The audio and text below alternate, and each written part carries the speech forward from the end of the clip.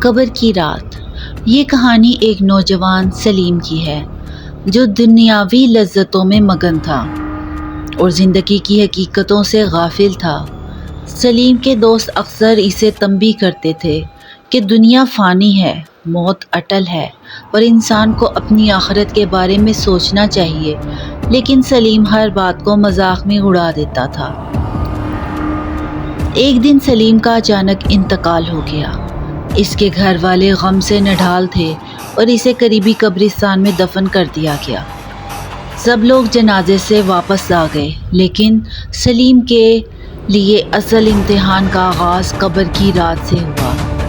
رات کا پہلا پہر تھا جب قبر میں مکمل اندھیرا چھایا ہوا تھا۔ سلیم کا جسم جیسے ہی زمین نے قبول کیا، قبر کے کونے کونے سے سرسراہٹ کی آوازیں آنے لگیں۔ اچانک قبر میں ایک عجیب سی ٹھنڈک محسوس ہوئی اور سلیم کو یوں لگا جیسے اس کے ارد گرد کوئی موجود ہے۔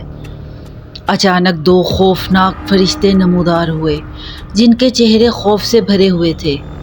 ان کے ہاتھوں میں لوہے کے بڑے بڑے ہتھوڑے تھے۔ ان کی آواز قبر کی دیواروں سے ٹکرا کر گونجنے لگی۔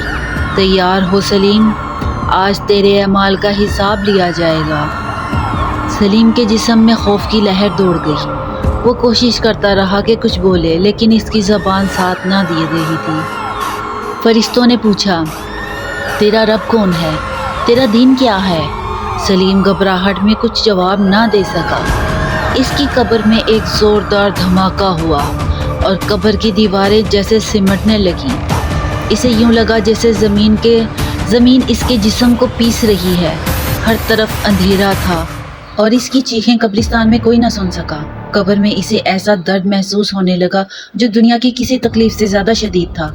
سلیم کے لیے یہ رات بہت لمبی تھی اور اس پر وہ تمام گناہ اور برائیاں ظاہر کی گئیں جو اس نے زندگی میں کیے تھے۔ جب صبح ہوئی اور لوگ قبرستان میں آئے تو سلیم کی قبر سے ایک خوفناک سناٹا سنائی دے رہا تھا۔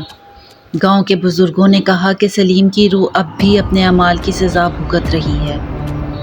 اس دن کے بعد لوگوں نے ہمیشہ اپنی زندگی کی حقیقت اور قبر کی رات کو یاد رکھا۔